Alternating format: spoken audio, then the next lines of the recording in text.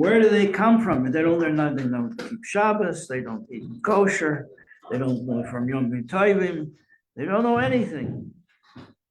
So where do they get this power to give up their life? And the Alter Rebbe says, since every ordinary Jew has this power to give up his life, rather than convert out,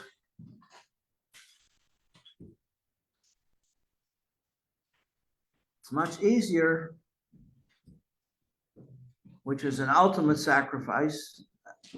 It's much easier to hold yourself back and not do some transgression, like not eating milk and meat.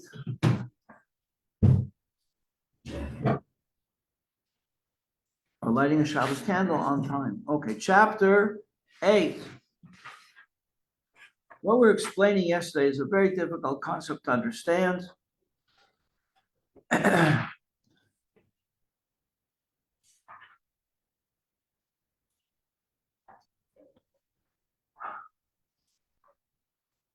The idea of shviras hakelim, the breaking of the vessels. Hashem wants to have a relationship with the Jewish people. But there's a problem here. Before creation, there's no Jewish people. There's no place to do this. So to create a place, the idea of creating a place has to hide. The parable is given, a metaphor of a king who wants to have a relationship with his son. He loves his son so much. He wants the son to love him too. So he plays a game with him. Let's play a game of hide and seek. I'll hide and you find me. So he hides a little bit and the son finds him and they laugh and they hug and it's beautiful. But they could do better. So he hides a little bit better. Now the son has to try harder to find his dad. And he does. So let's up the ante. We'll make it a little harder yet. And the king hides. And the king is so good at hiding that his son can't find him. And the son looks and looks and looks and looks, and he cannot find him. The Rebbe spoke about this one time, and he started to cry. He said, what happens? What happens if the child gives up and says, I can't find him? I think he left. So the Nimshol, what the story is about, is that the king wants the child to find him, so he has to create a hiding. Now, there's a soap, we've spoken about it, ivory soap. It's 99 and 44 100% pure. It's pure soap. It floats in the bathtub, and it floats. What would be the world if it was 99 and 44 100% holiness? It wouldn't be a world. There'd be no place for the holiness would overwhelm the hiding. So you have to reverse it. The hiding has to be like 2%. No, it has to be 99 and 44, 100% hiding. And 2% of godliness is revealed. What would the world be? I'll give you another example to understand that question. I heard Rabbi Gordon online explaining the Tanya from yesterday. He said, most people use only about 2% of their brain power for what they need to accomplish. And the rest of the 98%, they daydream. But if a person really concentrated, he could accomplish amazing things in no time. So the word for hiding in Hebrew is helem. You can spell it H-E-L-L-E-M, helem. There's a cheese, a popular cheese called ha'olam. What does the word olam mean? A world. In order for there to be a world, a olam, we have to have a helem. Same root. Now we have a third parable here. We have in downtown Brooklyn a metro center, which is a power source for, I don't know for how much, maybe the whole Eastern Seaboard. Sends out electricity for the whole area. Thousands, millions of homes get their electricity. They can flip a switch and turn on the lights. But everyone said about himself that my whole job is to show people where the switch is. The power is there. Okay. But the power that comes into your home, there's a tremendous generator of power in downtown Brooklyn called the Metro Center, I believe. But if that power would come into your house, it would burn down all the wires. You can't put it through any of your devices, your computer or your internet connection, whatever it would be. Only a little bit of power, a teensy weensy bit, is all you need. And if too much power would come into your devices in your home, what would happen? They would all explode, right? That's the idea of Hashem creating the world. He has to hide all the energy, all his creative energy has to be hidden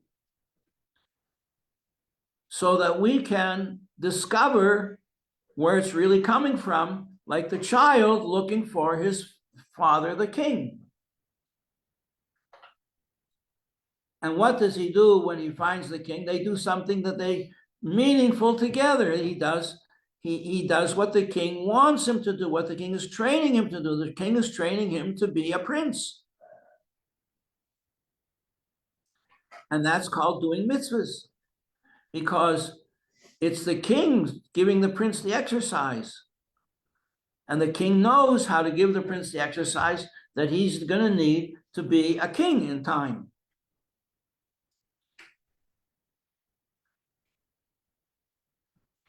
But the earlier stages, when all that energy is coming into the house, it just destroys the vessels. It destroys the devices in the house. It destroys the internet connection. It destroys the big television screen, and the washing machine doesn't work, and the dishwasher doesn't work. Nothing works. Everything just burns up. So this burning up is called the shattering of the vessels, when the energy is very, very strong and the capacity, I think that's the term used in electricity, the capacity is small. So if the capacity is small and the energy is great, what happens? Explosion, busts. And what happens to the light bulbs? Here are these light bulbs here. If one of them busts, then you get these tiny little pieces of glass all over the place. And that stands for, that's a metaphor, a parable of what happens to that energy when the very small vessels are smashed to pieces by the overpowering energy of creation. So these vessels, these energy chips of creative energy, they fall all the way down, the whole order of creation. They fall and fall and fall. There's nothing there to catch them until they get to the ultimate realms of hiddenness called klippa, because klippa hides the fruit that's inside. And there they remain. And they become a source for life in which godliness is hidden. And these are the things that Torah tells us, stay away from them. Stay away. You can't deal with them. The energy in them is too powerful for you, and it will pull you down. You won't be able to elevate it back to its source. Except if you have a way of doing it according to the guidelines of the Torah, then you could safely elevate it to its source. And that's what the laws of the Torah are really all about. How we can get maximum energy safely, reconnect to its source. And then that's called, another metaphor to define that is to create for Hashem a dwelling place in this world. In the world of ultimate hiding, where godliness is hidden, to create a place where godliness is revealed. It's the old question, can Hashem do something? Can he lift a stone that's too heavy to lift? Can he make a stone that's so heavy that even he can't lift it? No, that's not the point. The point is, It seems like Hashem creates a world in which he's so completely hidden that you don't see any sign of him.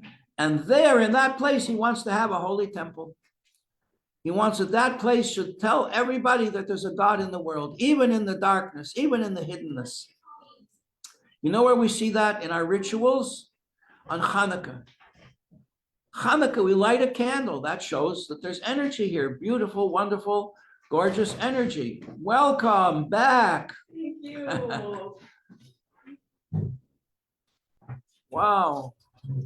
What a treat. And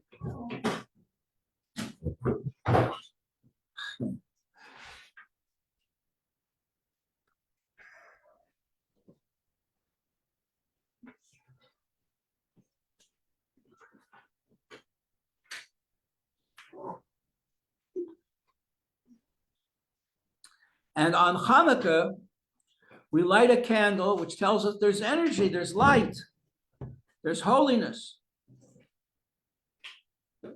And we light candles outside in the realms of hiddenness and at night when it's dark. But we have a help. What's the help? That on one of those 8 nights of Hanukkah, we have Shabbos. And the lights from the Shabbos help.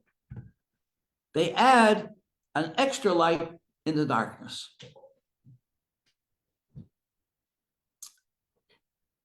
Except on one night. Night number 5 can never be on Shabbos. Never. So that this night of the 5th candle of Hanukkah has a unique role to play. That it is the sole source of light in darkness. It has no help from Shabbos. Never. Can't be. The way our calendar is set up, can't be. So there's a famous story about the Rebbe. You could look it up. It's called the 5th Lichtel, the 5th candle. And the Rebbe says, no matter where you are, no matter what the circumstances are, the 5th candle shows on the inextinguishable spark of light in the heart of every Jew.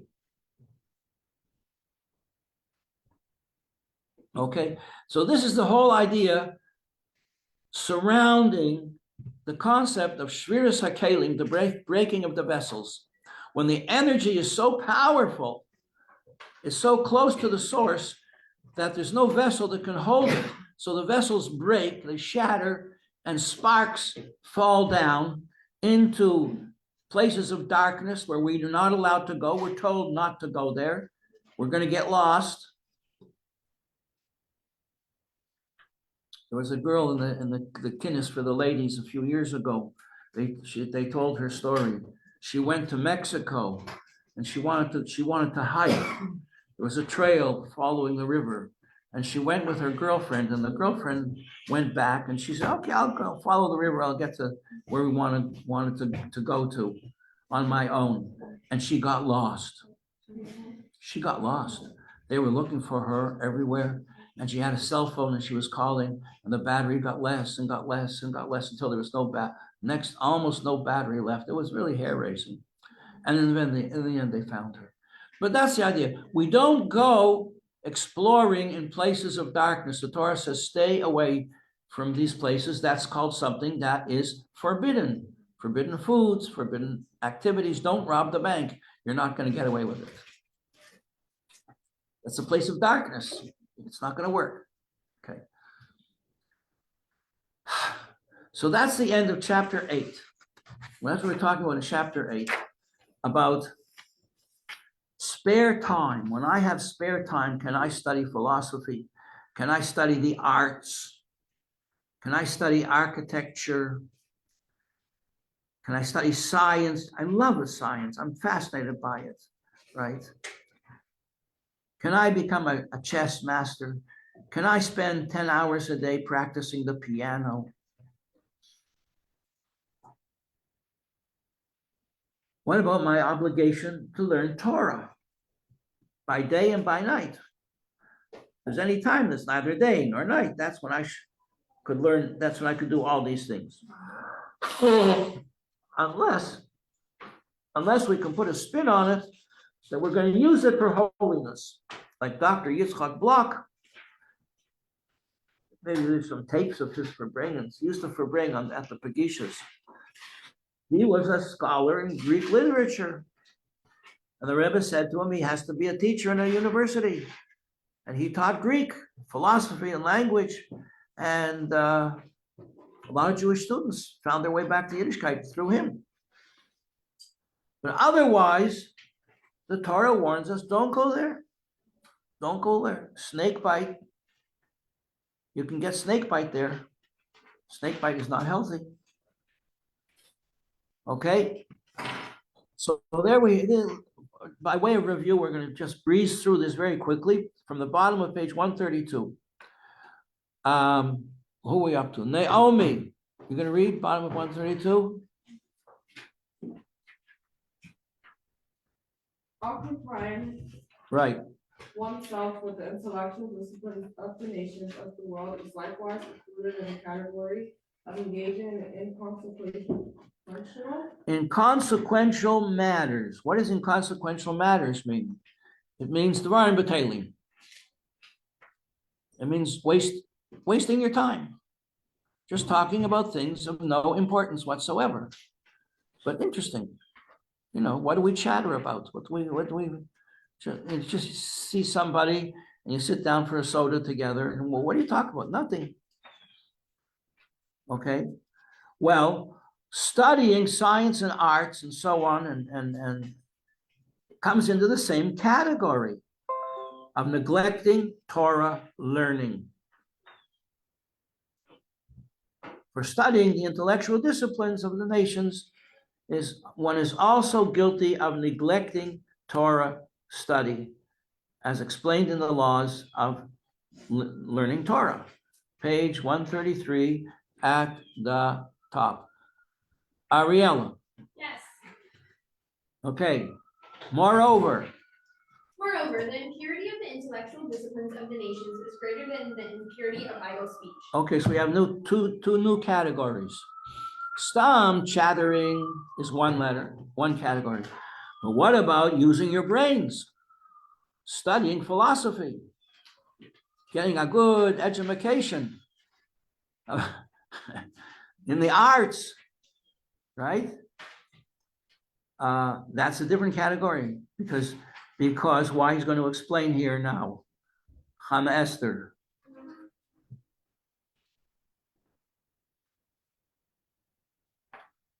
For the latter means using your brains. For the latter clothe and defile only the emotions which emanate from the holy element of the Ruach air. Okay, I got that backwards. The latter is the just some idle talk. Idle talk defiles only what's in your heart. It's just talk. Anybody can do that, right? Which comes from Chana Esther, pick me up. Oh, comes from air. Which comes from, this is in the second paragraph, page 133. Clothe and defile only the emotions which emanate from the Ruach, air. Holy element of air within the godly soul. Right? So the element of air in the godly soul will lead to using your speech to teach or to learn or to sing holy songs. But to do something in a holy, use speech, the element of speech in a holy way. But the element of air in the animal soul is the source of idle chatter. Okay, next paragraph, Lisa. By tainting them with the impurity of Klipas Nega. Much louder, much louder. By tainting them with the impurity of Klipas Nega, contained in idle speech, which is derived from the evil element of Ruach, Air. which is one of the components of this Klipa in his animal soul, as mentioned above. Right. idle speech next, Alexis. Idle speech. Alex. Idle speech does not, however, defile the levels of Kaban. Okay, so idle speech defiles the emotions in your heart and from the animal soul, but not idle talk doesn't affect your brains. It's just your brains are on vacation. Finish up that paragraph. In his soul, for it is but words of foolishness and ignorance. And ignorance, since even fools and ignoramuses can speak that way. Can talk about all the same things. Page 134. Moriah. Not so in the case of the science of the nations. Thereby one clothes and defiles his divine soul's faculties of chabad or intellect with the impurity of the libasnega contained in those sciences. Right, the energy and the attraction of the sciences. Why are we interested in them? Because they have a lot of energy in them. They're fascinating, they're challenging, stimulating. Where does that stimulation come from? Comes from the shattering of the vessels so that the wisdom comes tumbling down and is picked up. And when you study the sciences, it's picked up by your own intellect. All right, so you see how this is connected with Shviras HaKelim. That's otherwise it would be of no interest whatsoever.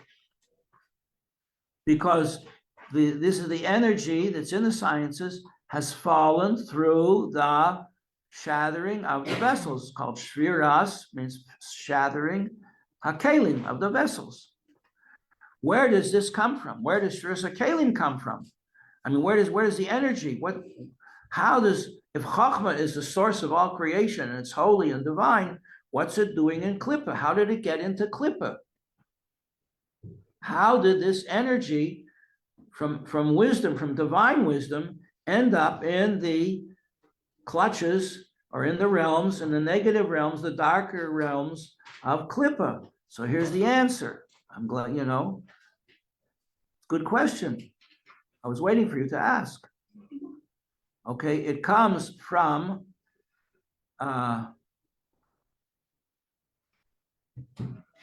Claudia. Yes. Are you with us? Yes.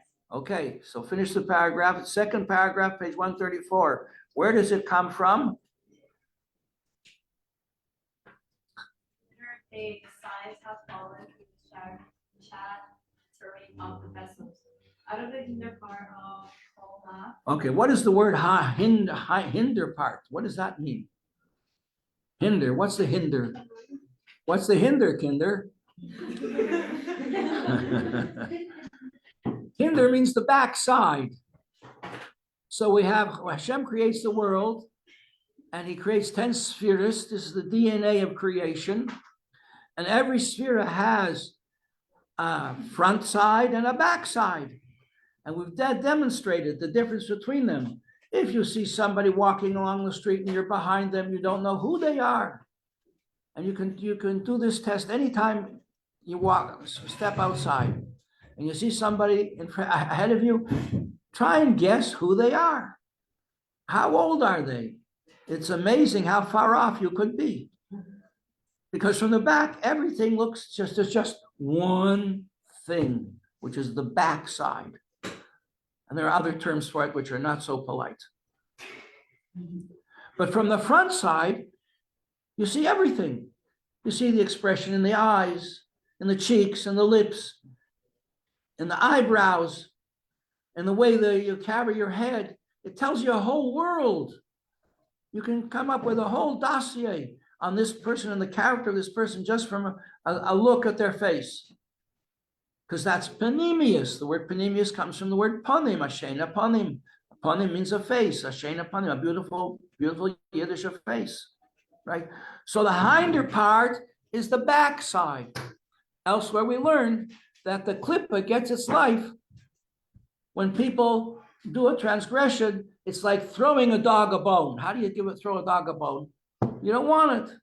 Throw it from the back. So the bone is from a juicy piece of steak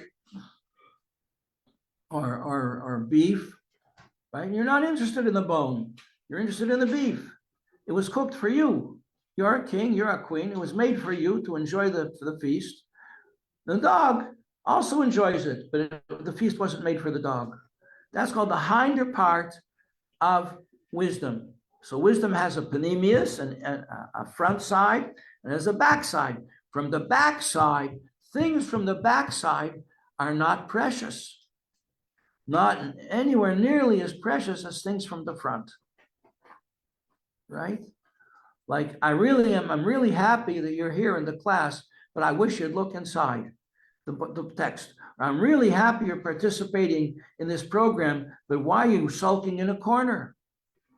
I'm really happy that you're with us, but why you all I see from you is your head is down because you're on the. All I see is the back. I don't see the front. And from the back, you don't get anything hardly compared with the front. So from the back side of if Chachma is the source of all energy and the source of all life, from the back side of Chachma, that's where the energy comes from the side for the sciences and the arts. From the back side of Chachma. That's what it says here. The hinder part of Chachma, which is holiness, as this is known to the students of Kabbalah. You're all students of Kabbalah here. But you have to be very careful with it. It's like electricity, you know. Don't mix the red wires with the green wires or the blue wires because it makes a fire. And now comes the catch-22, but now a person is all upset. What do you mean? That means I can't study the arts. I can't learn how to play chess. I can't become a great pianist. No, you can do all of these things with this proviso, right? Isa, can you help us out? Third paragraph, 134, in a loud voice. Unless one employs them as a useful instrument, as a means of earning a more affluent livelihood, with which to be able to serve Hashem. That's right. You have to put a Torah spin on it. I'm using this in order to do what I can do best, what I'm here to do. I'm using this to earn more money so I can give more tzedakah, so I can educate my children and raise them in the ways of Torah and mitzvahs, and so that I can help poor people who are in need. We're coming up to the Rebbe. People are going to give a lot of tzedakah in honor of the yard site of the Rebbetzin. We're coming into the month of Adar shortly. The month of Adar, whoever asks you, you give. In the month of Adar, whoever just asks, you give. It's a giving month. So I'm using my livelihood to serve Hashem. Then that makes it kosher v'yosher. So say that again, the next paragraph, or unless he knows how to use his knowledge in the service of God. So either you're using it for a secondary purpose to earn money that you're going to use for Hashem, in service of God, or the science itself will be in the service of God, like a person who becomes a doctor or a therapist or a counselor who uses the things that they've learned to help people serve God. Right? Isa, finish up the next paragraph. So, or unless he knows how to apply them in the service of Hashem, or to his better understanding of his Torah, i.e. he utilizes mathematics to better understand the laws of the sanctification of the new moon. Which is, by the way, the sanctification of the new moon is all astrology and astronomy, and it's very, very complicated. The first 6 chapters of these laws of the Rambam are very, very interesting. And after that, it's way over my head. And one of the teachers who teaches it, I told him, when I get to chapter 7 in these laws, I get totally lost. He says, well, don't give up. Next year, maybe you'll get to chapter 8. All right. And this is why the concluding words, savannah, You want to conclude the chapter for us? Page 134 at the bottom. This is the reason. This is the reason why Maimonides and Nachmanides of blessed memory and their peers engaged in them in the sciences, since they were able to utilize this knowledge in the service of Hashem and Torah. There you are. And with that, we complete Baruch Hashem, chapter 8. Monday, we're starting chapter 9. Tuesday, you're going to the Ohio. Really? That's Mrs. Yaffe told me. When Rabbi Majeski's not here, Mrs. Yaffe is the boss. Why we going to L'chaim. Tuesday. I'm so excited. What? Listen, girls. Shoshana is online. Okay. Hi, Shoshana. Here, everybody, wave to Shoshana. Hi, Shasha. Hey, everybody. We miss you. Home aide came late this morning, so I wasn't able to fold the papers, but Mrs. Yaffe has hopefully run them off. So I would invite whoever was like to come down and fold papers for 5 minutes. Oh, here they are. Here they are. Okay, come. I didn't, she brought them up when I wasn't looking. This and this. Everybody come up, please. Help me out, because I can't do this. It takes me an hour to do it, and my hands, my fingers get cramped halfway after about 20 of them. Take here. What did Yisroi hear? Everybody come and take like 6 or 7 of these. What did Yisroi hear? Take, and take together with that a similar number of a story of the Rebbetzin. And we're going to put Yisroi on top of the Rebbetzin like this. Everybody, look here, girls. Hello, hello, hello. But you're blocking here. Okay. Look, you put Yisroi on top of the Rebbetzin. Turn it over. Fold it up a third. Fold it up a third again. And it's done. Everybody does 5, 6, 7, and we're in 5 minutes, it's all over.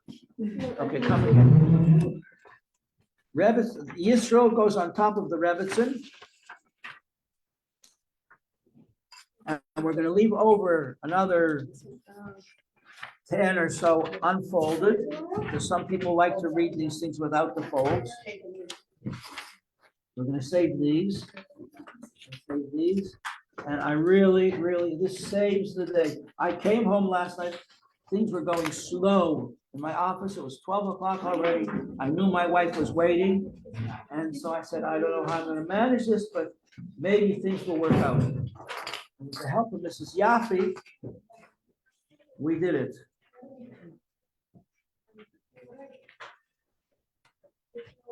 Okay, here we go. This is one. This is the other.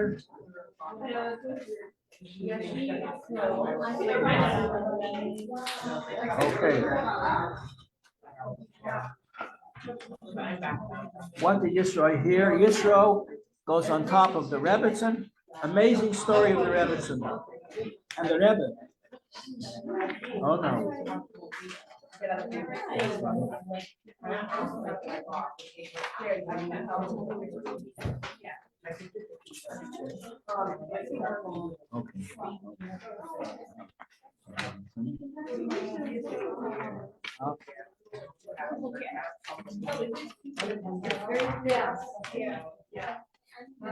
Like a full day.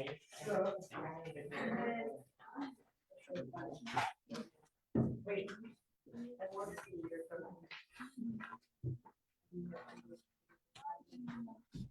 You know, there's a story of the Rebbetzin.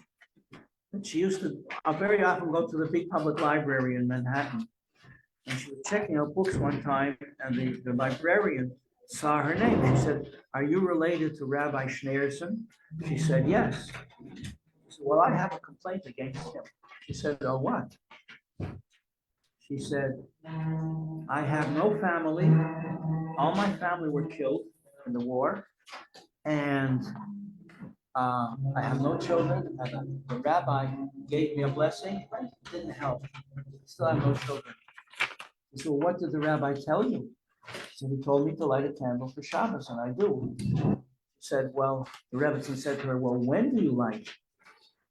So she said, when my husband gets home from work. She said, well, that's the problem, you see?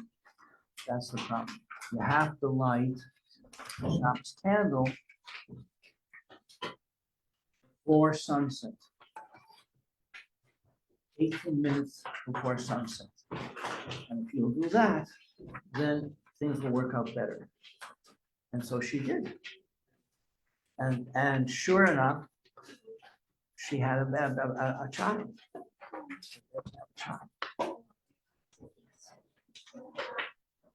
And we know this story because the Rebbetzin invited her to come one night, and when nobody was there, and then she asked the one in charge of the house, to drive her home. And he said to her, he asked her what happened, why did the Rebbetzin, why was Rebbetzin interested? She told him the whole story, and he published it.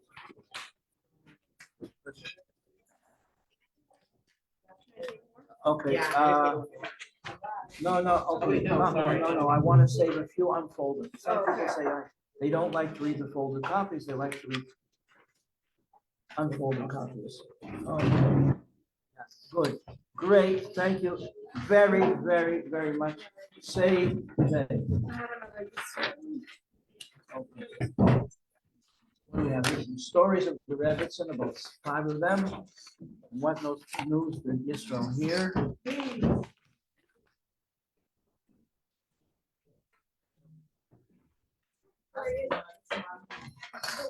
Don't we put these together or something? Yeah, well, flatten them all out.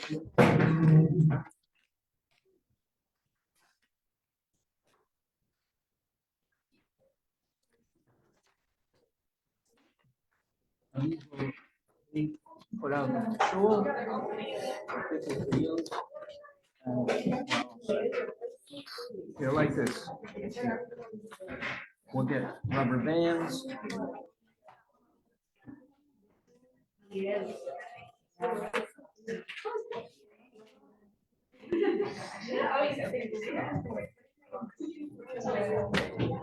You all have a portion. Anybody who reads this is doing a mitzvah of learning Torah, and you all have a portion in their mitzvah.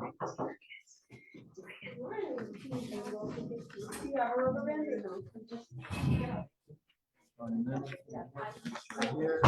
What's this right here? Where did you start? Where did you start?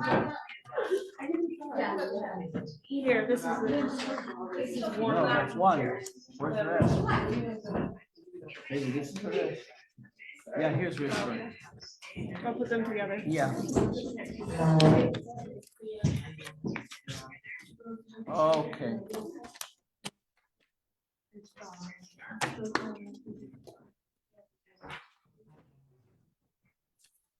Mrs. Nemdi wants to come up and teach properly. Thank you, girls, for dropping in. Those of you. Thank you for having us. I didn't have you. Your mother had you. Should I clip these all together? That's true.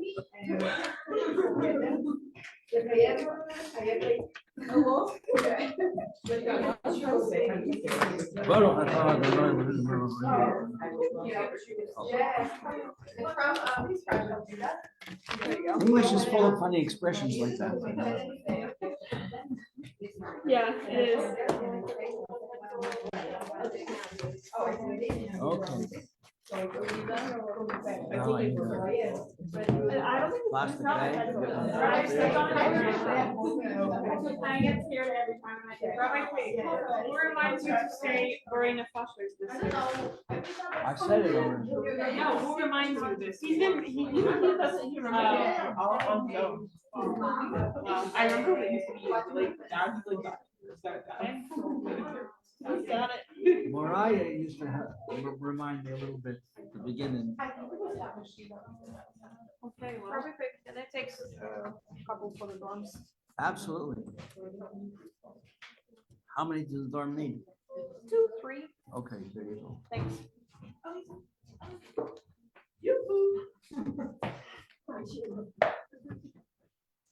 Ah. Yes.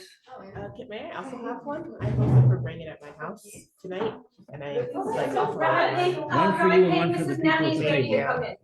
Yeah, you can come if you want. Sorry? Yeah, no, Rabbi Pape, Mrs. Nami's ready to come in. Please forgive me for any typos.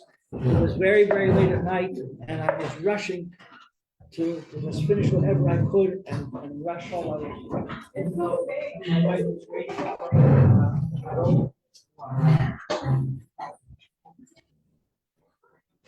She said, what happened? I called an Uber, and the Uber didn't come. The Uber came and then went away. Another one didn't come. Said, I'm gonna try to get there. And the third one came when I was very, very late. So please forgive me. Thank you, Rabbi. Have a wonderful Shabbos, girls. Shabbos. Drink deep levels of inspiration from our wonderful, wonderful rabbis. And it's a great privilege for every single one of us to be here, even if you never met the rabbis and never saw any picture, just as that one picture that floats around. But in a masterful way, your neshama is absorbing influence all the time. It's impossible that it shouldn't have a very deep effect on your emotions and your sensitivity and your heart.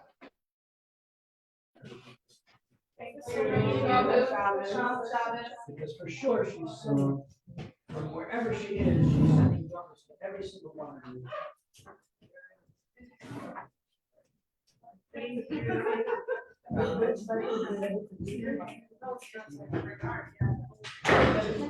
Yeah.